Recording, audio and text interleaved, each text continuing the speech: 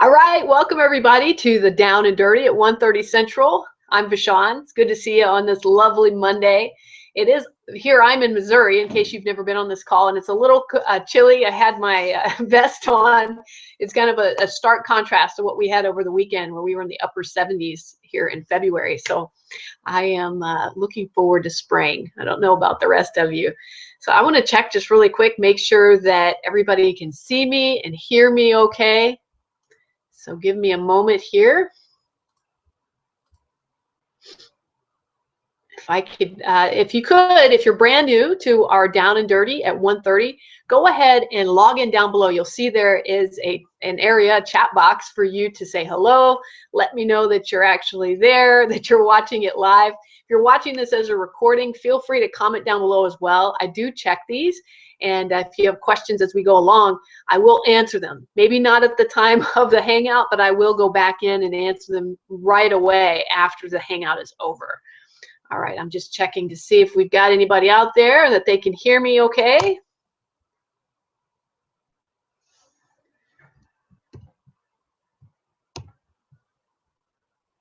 Okay.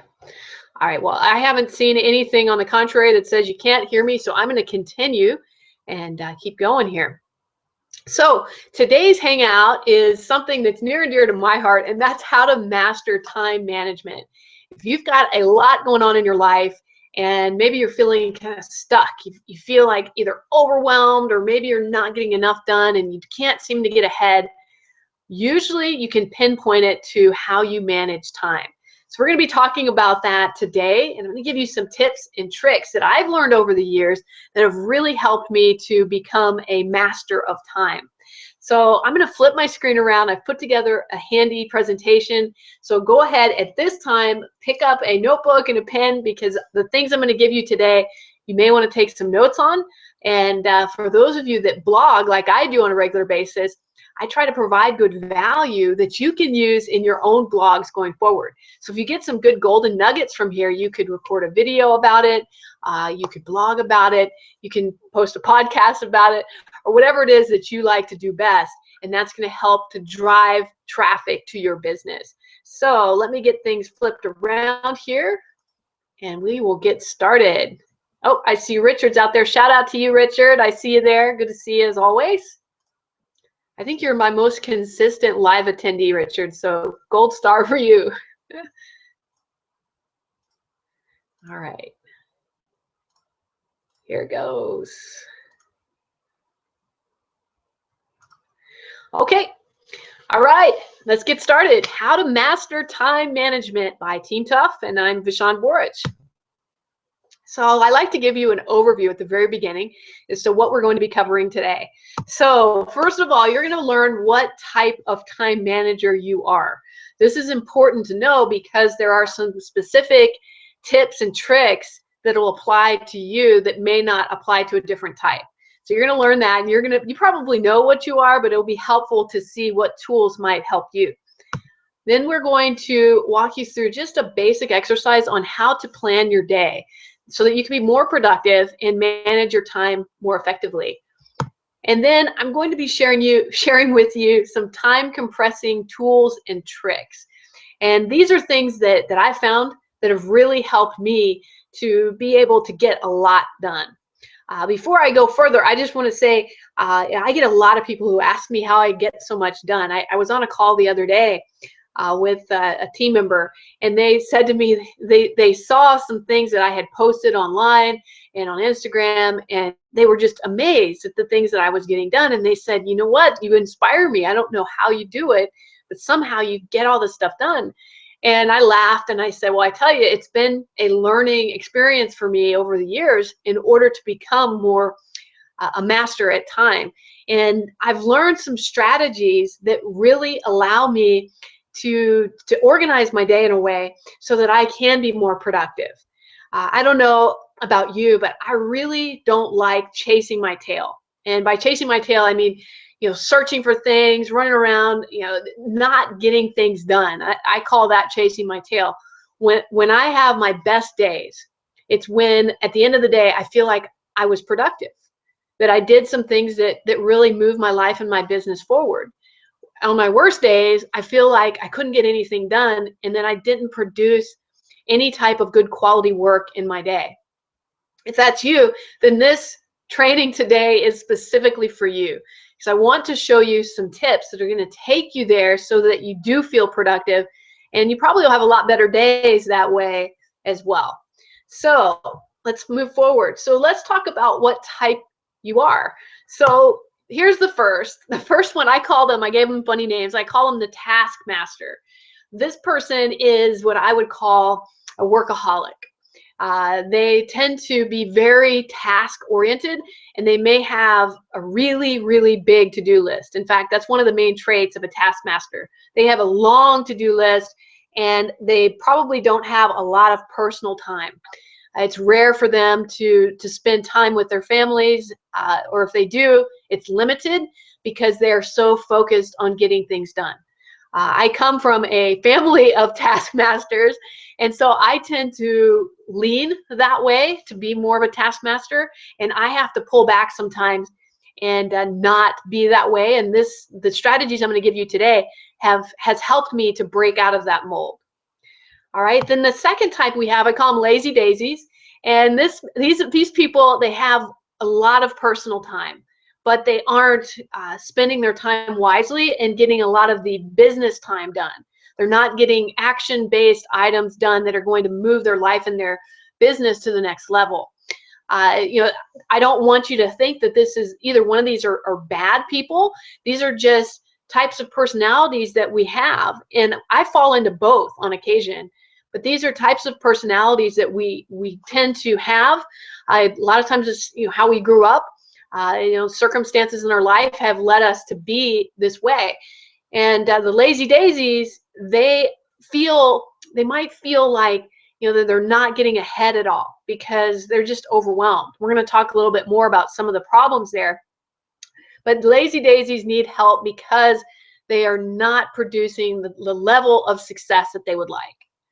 And then the ultimate type is you want to become a power player. This is the balance between the taskmaster and the lazy daisies. The power player is a master of time. They are good at mastering both their personal time and their work time so that they get things done. All right? So that's what I'm going to teach you today, is how to become a power player and a master of time. All right, so let's first talk about the taskmaster.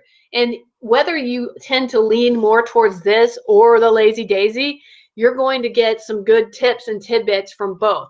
So just because you're not a taskmaster doesn't mean that this part is not for you.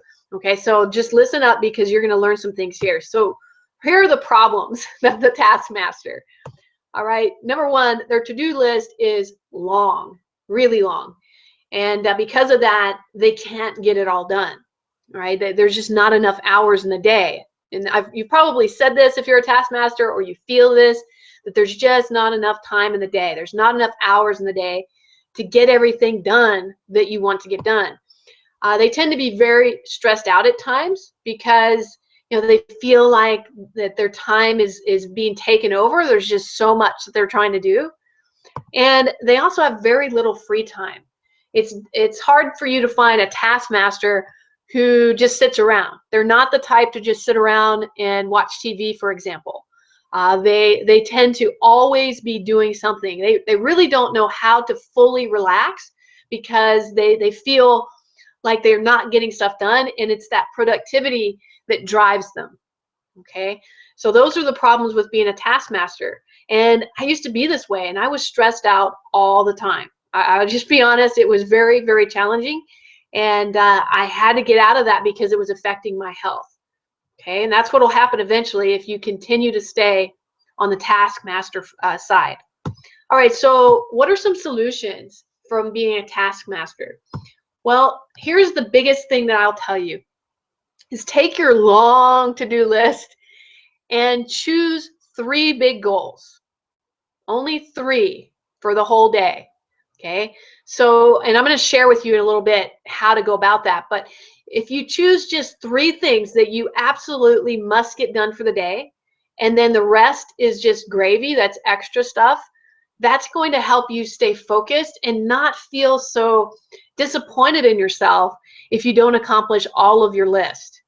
All right, so choose your 3 big goals, and we're going to talk about how to know if which 3 are the best ones to focus on here in just a little bit.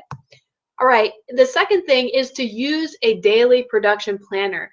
And you can go ahead and write this link down. I will be going into detail about how to use a production planner. I'm going to actually give you one that I put together that you can print out and use in your day-to-day life. And this is teamtough.com/time. And when you go there, it's a PDF that you can download. Okay. All right. The next thing is to learn to delegate common tasks. That's one of the biggest challenges of taskmasters, is that they might feel, and I know I did, that there's nobody else who can do it as well. So therefore, I'm just going to do it all because I don't want to have to go back and redo it because it wasn't done like I wanted it to be done. So it's kind of a bad place to be when you think you are the one that has to do everything. So you have to reach a point in which you realize that if you're going to have a much more serene life, you've got to relinquish some of those responsibilities to others. And you have to be okay with it perhaps not being 100% the way that you would do it if you did it yourself. Okay? And once you realize that, it's going to make it easier for you to delegate. And I'm going to give you some tips here in just a moment on how to delegate, because that's really the key. And one of the biggest keys is learning how to say no. A taskmaster feels important when they take on big projects. And so it's very hard for them to say no. But the truth is that by not saying no, you are eliminating the potential for you to be successful in any project because you just have too much. The more projects you have going on, the little amount of time that you're going to be able to focus on each one. You get less and less focus time. All right, so how do you know what to delegate, or what are the questions to ask to choose things on your list that should be delegated? Well, the first one is the item that's on your list, is it really important? All right, when you go through and you make your giant to-do list, which items on there are really important and which ones really aren't that important? Okay, I would mark off the ones that aren't that important right away, because those are things that either should be delegated or just gotten rid of altogether.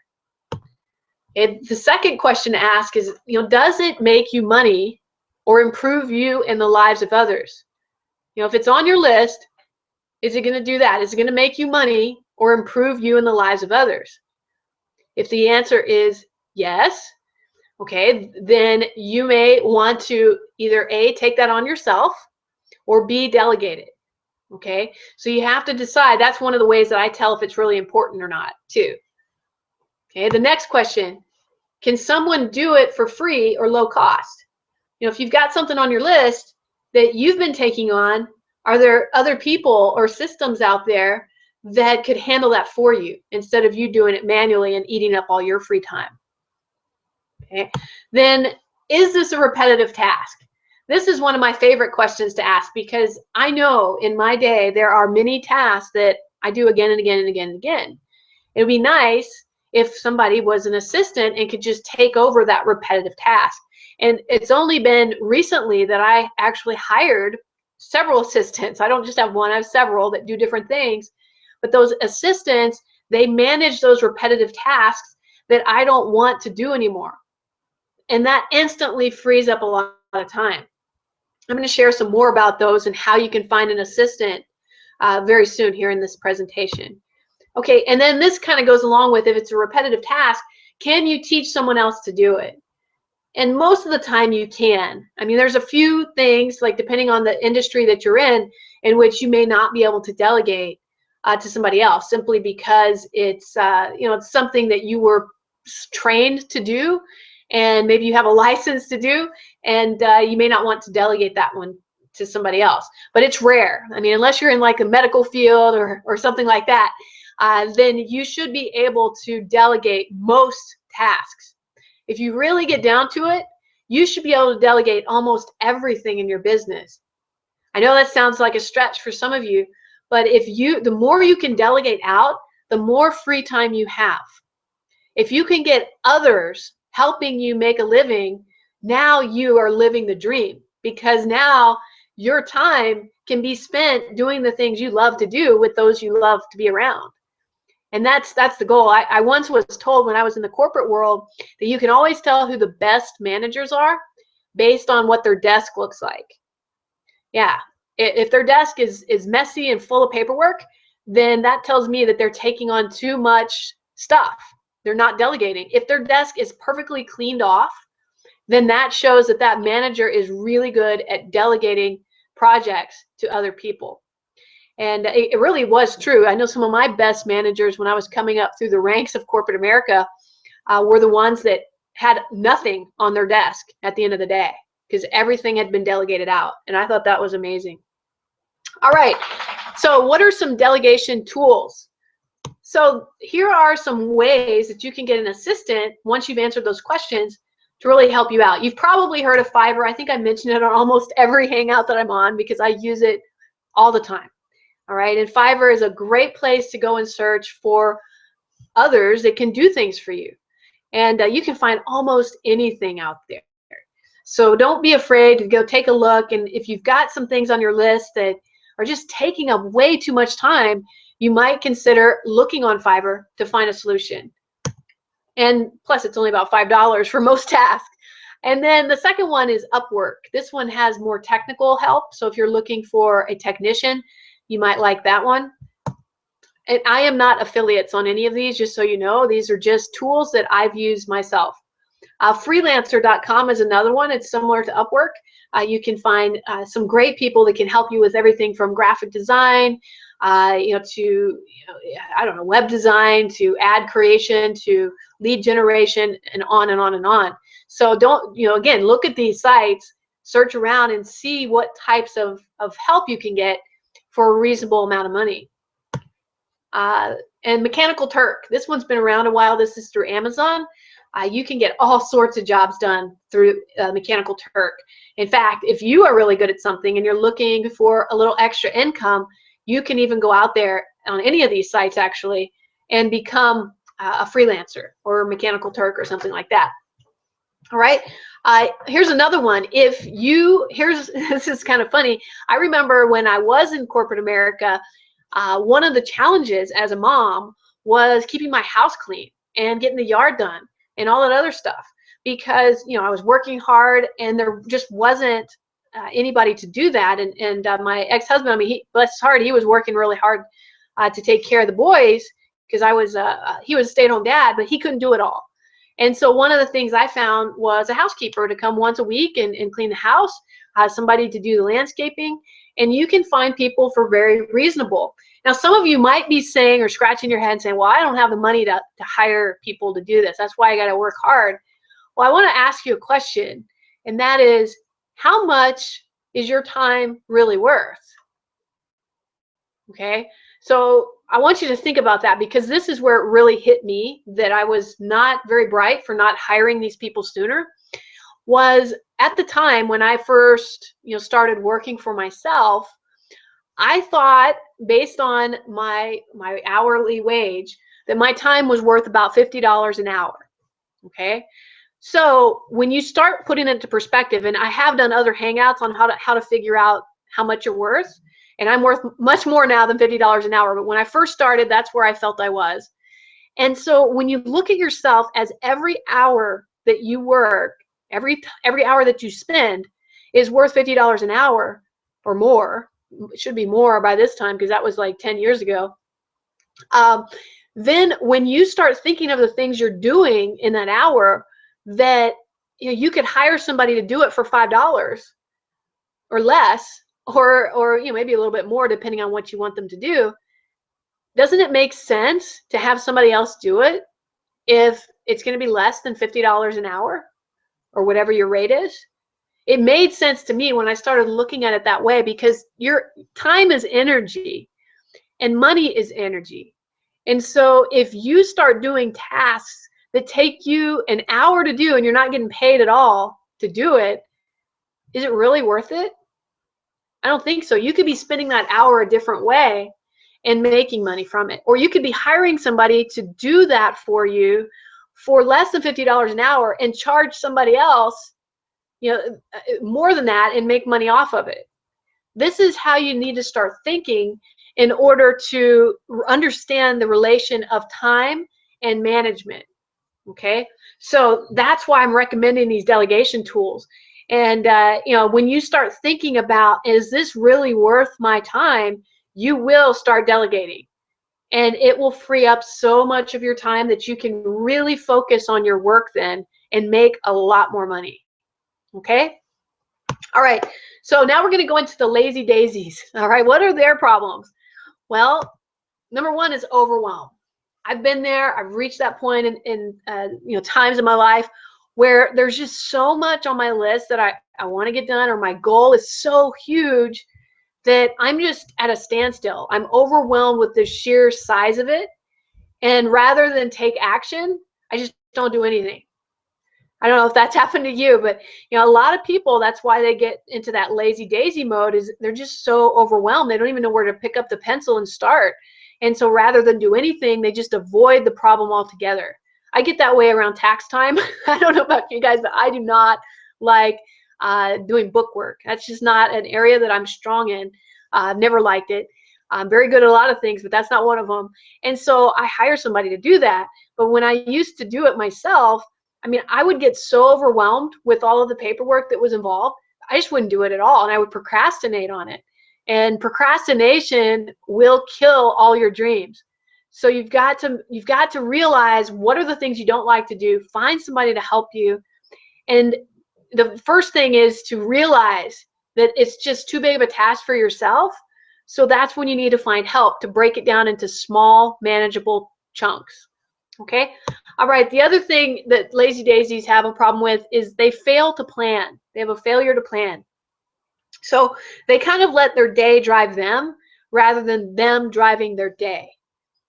And when I used to not have a daily plan of action, that was the case. I just jumped from fire to fire to fire and never really getting anything done that I wanted to do. So failure to plan is planning to fail. So make sure that you have a plan, and we're going to show you how to do that here later on in the call or in the hangout.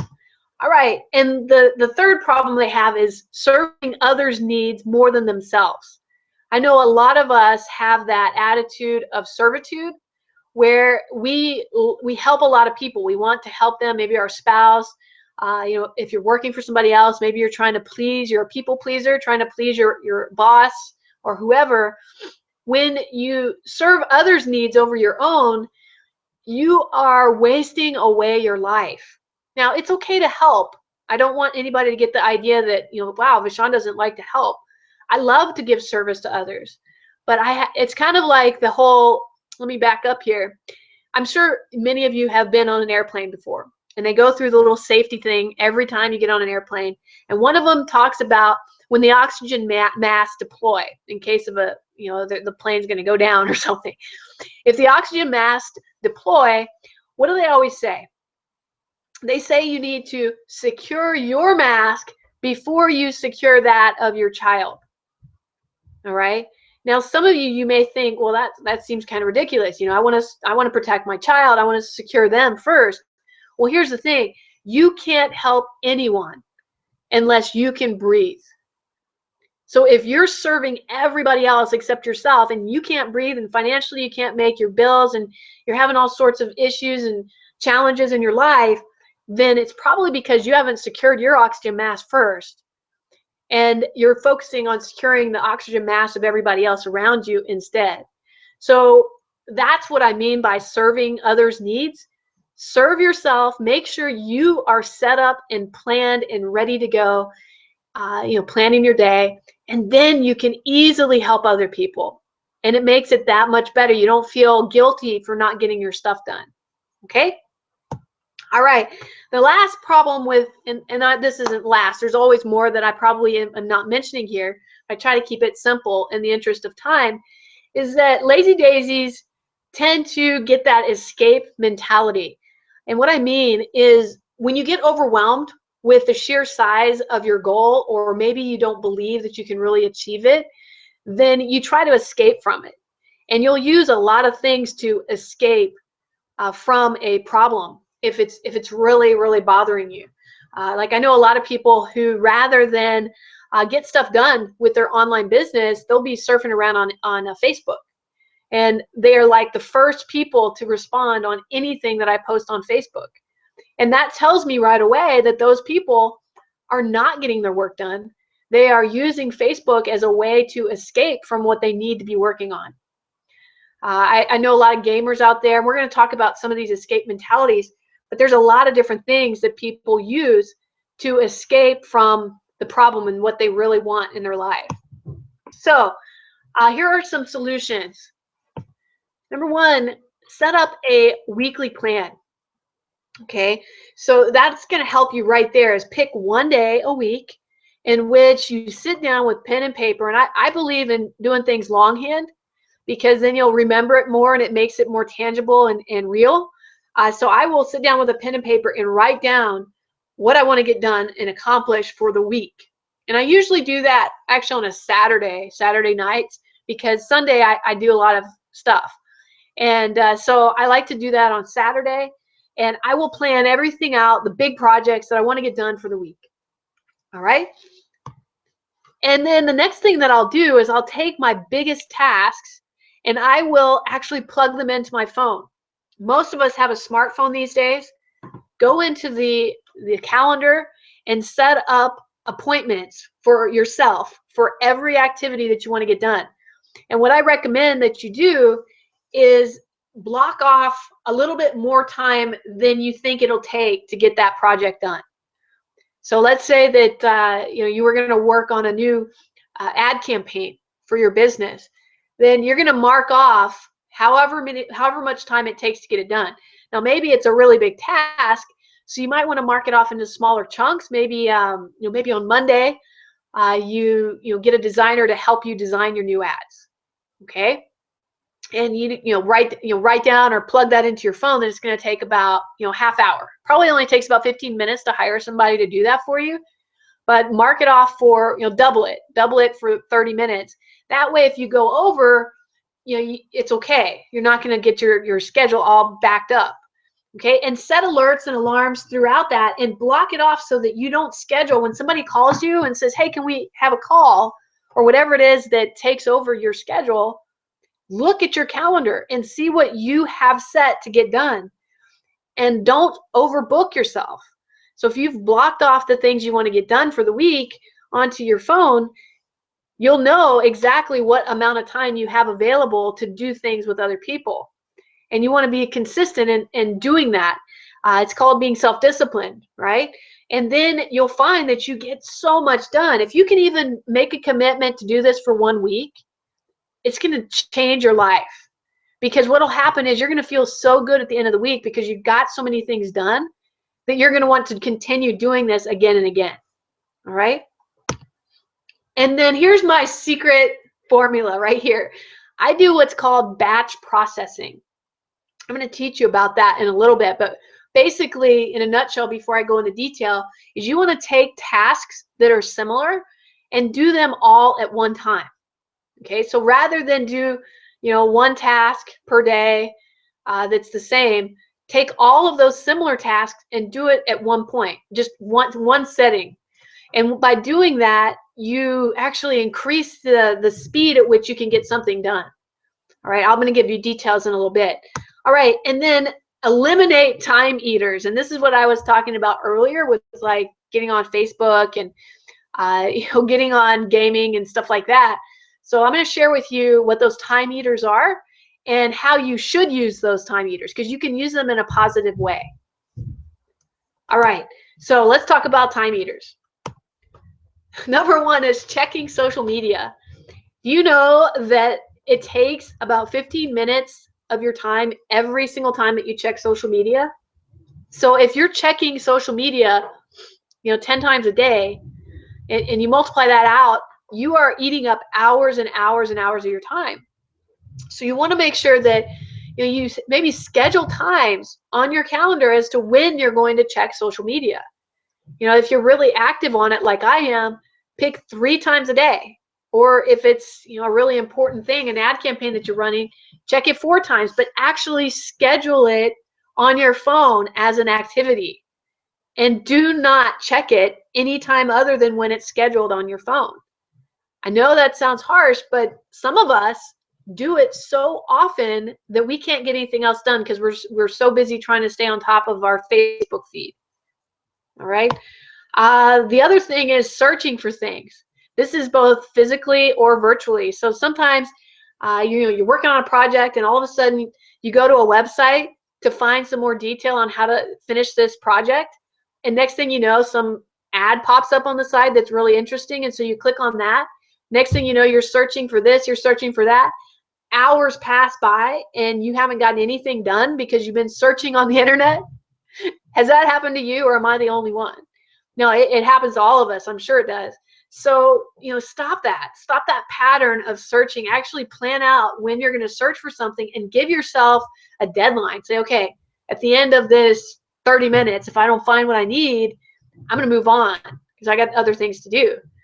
And then physically searching for things. If you are not organized, if you've got papers all over your desk, or if you've got other things going on in your house that are taking away from your work time, or if you're not working in a house, in an office, physically you are spending more time searching for what you need to get your project done than you are actually getting the work done.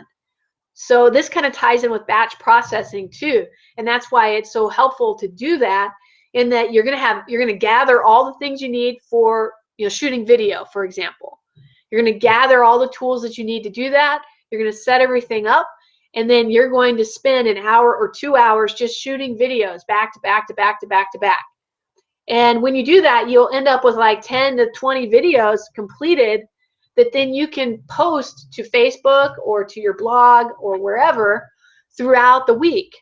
And that way you're not constantly having to search for all this stuff and get yourself all looking nice for the video and get your lighting right. You've got it all done. You did it one day for a couple hours, it's done. Now all you got to do is go to the next batch process, which would be uploading each one of them, right? So you would schedule some time to do that. So this is kind of how batch processing works. It's pretty cool. It's a very good concept that's worked well for me. All right, the other time eater is email. All right, if you are checking your email more than 3 times a day, you're wasting your time. Okay, nothing happens more than 3 times a day. Okay, unless the world is blowing up and you're going to hear about it anyway. Hopefully that doesn't happen anytime soon. But you don't need to check your email more than 3 times a day. And if you've ever read The 4-Hour Work Week by Tim Ferriss, he even suggests checking it once or twice a day. And he has a schedule. He has an automated response that goes out and says, I only check my email at this time and this time. So if you need a response from me, know that I won't respond until this time or this time. If you need to get me in an emergency, here's how to contact me. So, check out that book, The 4-Hour Work Week by Tim Ferriss, and it's got some great tips on how to better manage your time eaters. All right, gaming or another escape, that's something that I've heard a lot of. I'm not a gamer, but I know there are a lot of people who are, and that seems to be a great way to just get away from what you really need to be doing. Some people actually have an addiction to online games, both monetary gambling as well as just fun games. Like I know my sons really like anything that has to do with the Army online, and so they like to play games like that.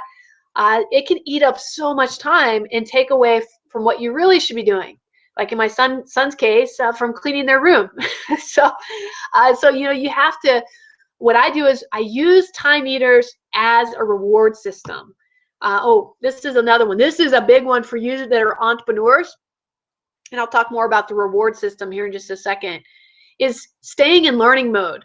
Sometimes you feel like you want to know every single thing about a subject before you take action. That right there is going to keep you in what I call learning mode, and you can spend lifetimes in learning mode and never make money. Okay, there are some brilliant people in this world who are professors and all this, and it just proves that education does not produce income all the time. Some of the most educated people in the world are not very wealthy.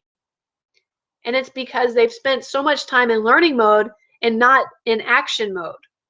So learn to say no to learning and just learn a little bit and then take action. Yeah, are you going to mess up sometimes? Absolutely.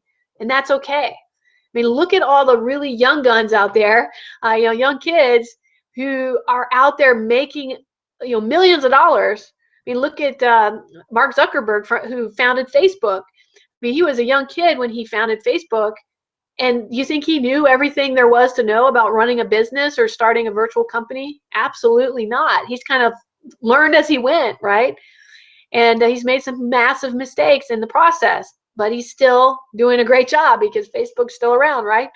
So I want you to think about that. You've got to just take action and get out of learning mode as quickly as you can. You can always go back and learn more, in between taking action. All right, so let's talk about what to do with these time eaters. I don't know if I put it on the next one. Nope. Okay, so with your time eaters, what you want to do is use them as a reward system. So what I do is, I really like checking Facebook. I do, I'll admit it. It's just really cool catching up with friends, and there's some really great things that are posted out there. And I love to read, and I like watching videos and things like that inspire me. And so it's easy for me to get sucked in to my smartphone. But what I do is I use that as a way to reward my efforts for the day. So I have a checklist of things I'm going to get done. And then if I get them done, then I will get to sit down and spend time on my smartphone and just, playing around. Otherwise, if I don't get them done, then it's like I give myself a timeout and I say, look, you didn't get your stuff done today. You don't get to do that. Right? And it's been hard, it's called, self-discipline. But when you do it over and over again, pretty soon you get better at it. And you get better at getting your stuff done, and then the reward is that much better as well. Okay? All right. So now I'm going to give you my tips for how to plan your day, week, or month. All right? So the first one is batch processing. We've talked a little bit about that. But what I do specifically is I go through my list, and I think that's the next thing on here, is I write down all of my tasks that I want to get done in a week. I write down, first of all, the biggest tasks that I want to get done for the month. Maybe there's a big goal, maybe it's a monetary goal, maybe it's a big project at the house, maybe it's a big project with my work that I want to get done. I write down that as my monthly goal, and then I write down all of my little tasks that need to lead up to that specific big task getting done. All right, so I write them all down. Then what I do is I go through my list and I give them a number. This is a priority number of 1 to 5. So I may have multiple 1s, multiple 2s, multiple 3s, multiple 4s, and multiple 5s throughout my list. But here's what I do. Number 1 goals are those things that are vital. They're vital to my business, to my health, to my life. I have to get those done, or everything's going to be in a bad situation. Everything else will topple. So those are your number 1 priorities. Okay, so you shouldn't have really too many of those, but you definitely want to target those items that will change your life, either positively or negatively, if you do get them done or if you don't get them done. Okay, so write those down. The number 2 priority items are those that are important. Maybe they are supporting tasks to your number 1 priorities, but they're not going to be a life or death situation if you don't get them done. Okay, the 3 tasks are kind of the medium tasks. They'd be great if you could get them done this day or this week or this month, but they aren't vital for your success. Anything that's a 4 task, those things are things I want to delegate. I want to get rid of those as quickly as I can. All right, those are things that I don't need to be doing anymore. Number 4s. Number 5 tasks. Guess what those are? Those are, we need to get them off the list, period. Those tasks are things that I shouldn't be doing. They aren't pushing my goals forward. They're not helping me in my business. They're not helping me in my personal life, my family life. And I need to stop doing those tasks. So number 5 things, I scratch them off the list. Okay, sometimes they're kind of hard because you look at them and you're like, you know what? I've been doing them for a while, but are they really moving the dial forward? And if they aren't, it's time to get rid of them. Okay, so if you start doing that, it's going to very quickly give you a bird's eye view as to what you need to accomplish in the month. Okay? All right, so then here's where the batch processing comes. You're going to go through them, and the things that you can do at the same time, like I gave shooting video as an example, blogging as an example. You're going to assign a specific day to those tasks. So maybe every Monday you do 7 blog posts or 5 blog posts, whatever your commitment is. Okay, so you do all 5 of them right then on Mondays, back to back to back to back. Okay, maybe you need a day to plan the topic. So maybe Sunday night for 30 minutes to an hour, you plan what topics you're going to cover for the week. So you write those down in that 15 to 30 minutes. Okay, and then maybe you need to shoot videos for your blogs. So then maybe you set up a time on Tuesdays in which you shoot all your videos in one setting. Maybe you're running an ad campaign on Facebook. So you want to set up a time, maybe it's on Wednesday morning, where you're going to schedule all of your Facebook pay-per-click ads. You're going to get them all set up, designed, etc., all in that day. Do you see what I mean by batch processing? And you're going to mark down the exact time that you think it's going to take and double that, right? Because it always takes more time than you think it's going to take. And then assign a day to it. What's going to happen is now you've got a system. You've got a way that you can actually accomplish your goals, and it's going to free up other time for you. Because now instead of having to search around for all the things you need to do that, you know that Monday's video day, okay? Or Wednesday's ad day. So you know what you're going to do, so you're going to have everything prepared for that specific time, right? So this has really been my key. So I'm going to talk now about that daily production planner that I mentioned earlier. Okay, so here's the link, and I actually have it open. So let me go over here. All right, so when you go to the link, it'll look like this on this page. This is the Daily Production and Time Management Planner. If you click right here, it'll download the file, and then you can print it out and do whatever you want to do with it. But down here, you can actually view the file before you download it. Once you download it, it's going to take you to a page that looks like this. Okay, so here's what I do. This is for every day of the week. And what I do is I fill this out. Usually it's on Saturday evening. And I fill it out. I fill out 7 of them. All right? I fill out 7 of them. And what I'll do is I will write down my big projects, my 3 big projects for each day of the week. Now, when I fill out 7, I don't fill out the action items down here until the day of that specific day. I don't know if that made sense, but like I fill it on Saturday, so I'll take Sundays, and I already know what I'm going to do with Sunday. So I will put down my projects here, and then I'll put down the details for those projects underneath it. So project 1 might be for Sunday as an example. I need to do keyword research. Okay, keyword research for my blogs and for my videos. So then down here, I write down 5 big things I must do to move this project forward. So I write down the things I need to do in order to get my keywords. I write down, any tasks that I need, etc. And sometimes it may not take 5. It may be less than 5 to do that. Project 2, my son has a big thing for Cub Scouts coming up. So I put down here, plan out, our day for Cub Scouts. And so then I'll put down all the different things that we got to get set together for his Cub Scout awards banquet. So we'll put that there. And then project 3, so the same thing. I'll put down the name of the project and what I got to do. And then down here underneath it are people. These are people that you need to reach out to on that day in order to, get your projects done. So there may be somebody you need to talk to. Like I know I need to talk to, I've got to talk to the Scoutmaster for my son's event. So I will put his name down and his phone number. And then if there's somebody I'm waiting on, like I'm waiting to rent some transportation for something, so I'll put down the name of the transportation company and that I'm waiting on them.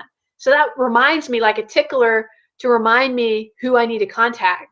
And then at the very bottom, I will list the main thing, and usually it's 1 or 2 things that I must complete today no matter what. And by doing that, it really keeps me from getting trapped in my inbox, phone messages, and other people's agendas.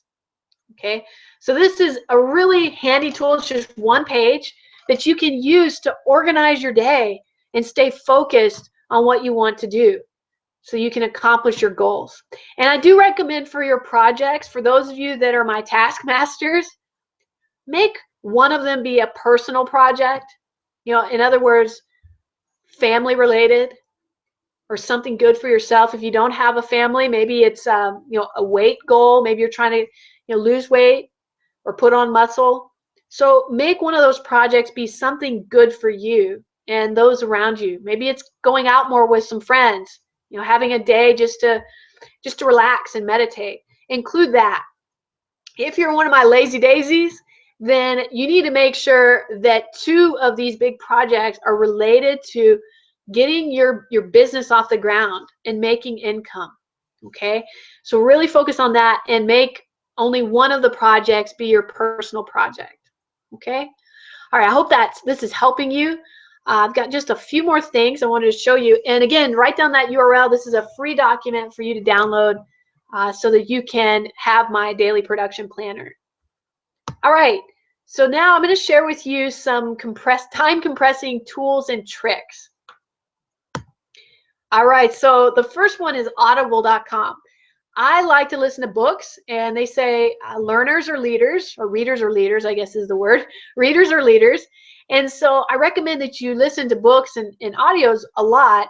And the reason I choose to do it this way rather than reading a book is that when I listen on Audible, I can do other things such as laundry for my children. It seems like it's a never-ending pile of laundry for kids.